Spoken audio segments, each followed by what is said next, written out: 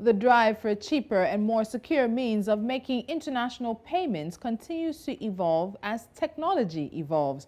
And the next stage in this may be somewhere in the cryptocurrency world. Now, the Committee on Payments and Market Infrastructure will investigate the case for cryptos that seek to maintain value against fiat further in the coming months. The Financial Stability Board, an international body tasked with monitoring the global financial system and supported by central banks and finance ministries worldwide, reported that global payment standard setters want to slash the cost of sending money abroad. And the vehicle they're looking to use is the stable coin. Victor Aluyi, Senior Vice President and Head Investments at Sankore Global Investment, joins me now to look at how this could change things. Victor, welcome. Thank you so much for joining me. So stablecoin, it sounds a bit like it's different from cryptocurrency, but before we get into that, what's the normal process right now for sending money abroad that could be shortened, that is, and then also could be cheaper for the people who do it, especially immigrants, like African immigrants in the diaspora around the world?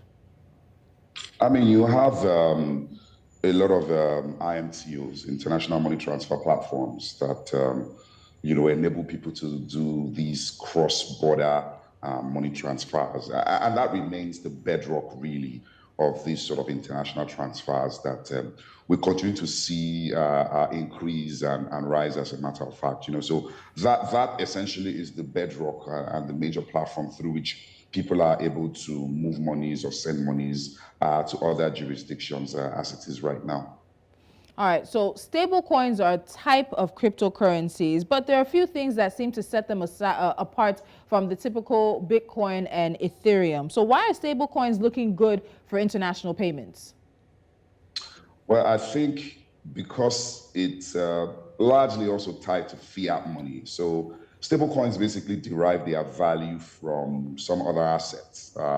They are typically pegged to those assets. It can be a commodity, it can be a currency, it can be some financial instruments, So the value of that stablecoin is essentially derived from the value of that asset that the stablecoin is pegged to. So there is, if you will, realness, so to speak, for the stable coins. The challenge, however, is to ensure that those stable coins stay pegged, and the conditions for which can become stringent, particularly when market situations become very, very volatile, the likes of which we've pretty much seen this year, where some stable coins have become sort of unhinged to their peg because of the sort of market volatility that we have seen this year. But I mean, in a nutshell, a stable coin just basically derives its value from some other assets. It could be a commodity, it could be a financial instrument.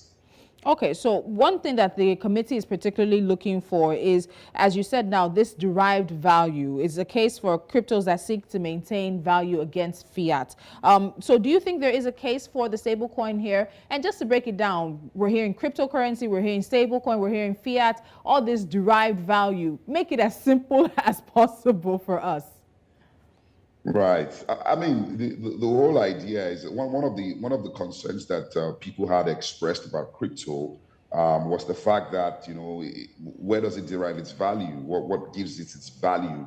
How do you essentially quantify what value it is? Although the market has pretty much been able to do that, what these people have done, taking a step further, is to create a situation where a known asset is then tied to cryptocurrencies, where that crypto then derives its value from. So that stable coin moves depending on the value of the underlying asset. And whoever it is that is, arranging that stable coin must ensure that they have enough resources to hold that peg. If they are unable to do that, then the peg kind of becomes distorted, and it can create, problems, for the stable coin.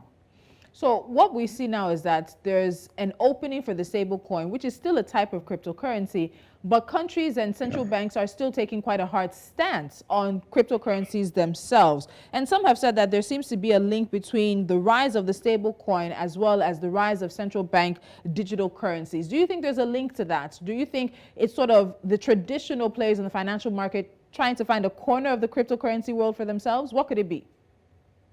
Not a corner of the cryptocurrency world, but a corner of the digital currency or digital payment world. I think it really doesn't have much to do with the ascendancy of stable coins, really, that we've seen over the last 2 years thereabout. I think it's about, how payments itself is evolving and how technology is essentially upending that space. So you've seen a number of central banks around the world also tilting towards those CBDCs. The idea again is to create a platform through which people can access those sort of virtual payments that is then backed by the might of the government of the country through its central bank. That's just the idea. I think central banks understand that the payment world is shifting. The tectonic plates of the payment world is shifting, and it is important that they are ahead of the curve or they are a part of it. So it's just in line with the whole digital payment move that you've seen, central banks looking the way of those CBDs. It's not necessarily a way to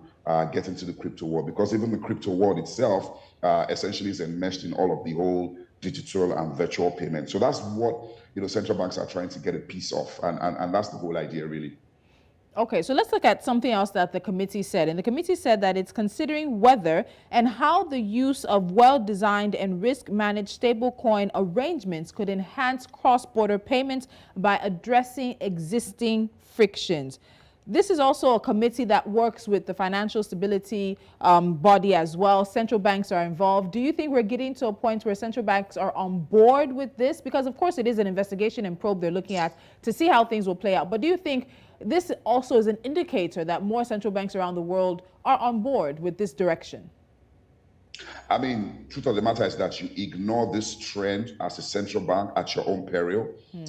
Things are evolving. You have to be involved in that conversation to see how things play in there. Remember, I mean, central banks, as we know it, are a creation that are not more than 100 years old. So things can evolve, and it is important that central banks are involved in that conversation as to how things are changing within payments, as to how things are changing within what you regard as general fiat money and what even derives or defines what you call value. So that's the reason I believe that central banks are involved. Whether this then gets on the ascendancy, particularly what we've seen with cryptos this year, really remains to be seen. A lot of work still needs to be done. I mean, we've seen the spectacular collapse of some stable coins, and just on the back of the kind of market volatility that we've seen this year. So obviously, a lot of risk management still needs to happen, because if you're tying these stable coins to a commodity, to a financial instrument, it simply means that if something blows up on the underlying asset, then the stable coin pretty much ceases to exist or has little or no value. So these are the areas that need to be looked at very properly to ensure that the proper risk management framework is put in place, and we don't have a contagion that then stems from an implosion of an underlying asset for stable coins. Okay, so this probe, they said, is going to happen over the next few months. Victor, I'm going to ask you to look into that crystal ball. What do you think the investigation or the probe is going to come out with?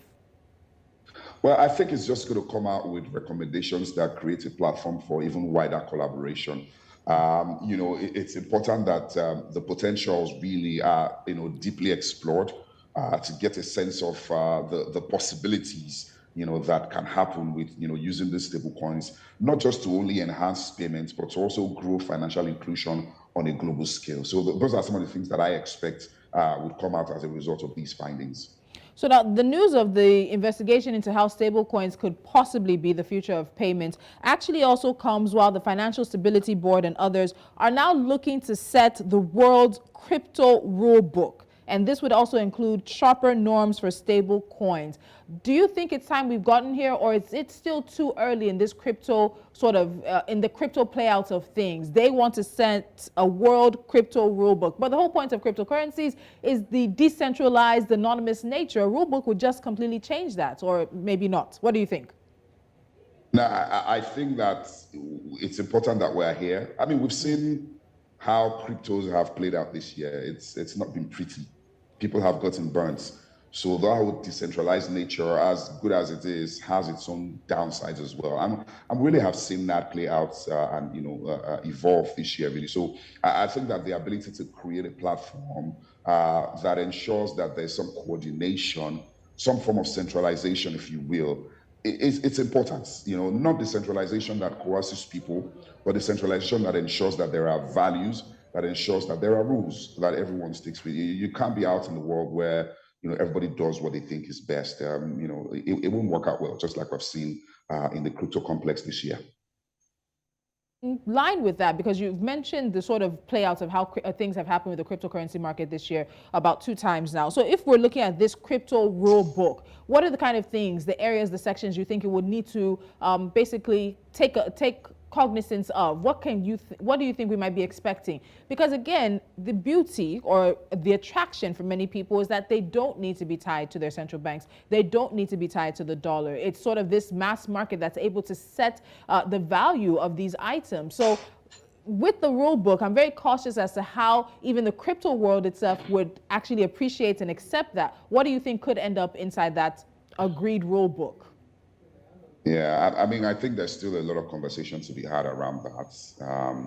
It's still probably early days yet to get a sense of how that would be, but it is critical that we are here, and it is important that these conversations be had, so that the groundwork, the platform is properly laid. I think that is really, really critical.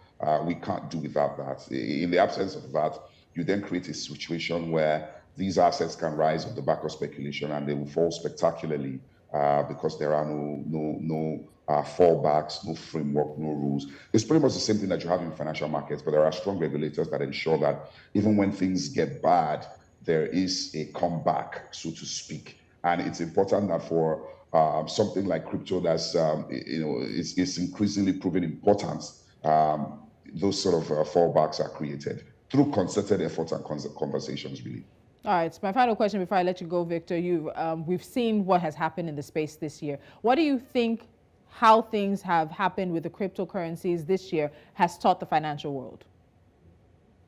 Well, I mean, for me personally, it's just basically taught us that you shouldn't speculate on an asset. It's important that an asset has underlying value that drives it. In the absence of that, really, it could just be down to the whim and the caprices of certain market players. Again, just like the popular saying goes, a rising tide lifts all boats. We've had a rising tide for the last 2 years. The tide has gone out, and now we see who's naked. All right, so we'll leave it at that. All right, financial proverbs from the financial man for me today. Victor, thank you so much for joining me, and we'll see you again soon. Thanks for having me. All right.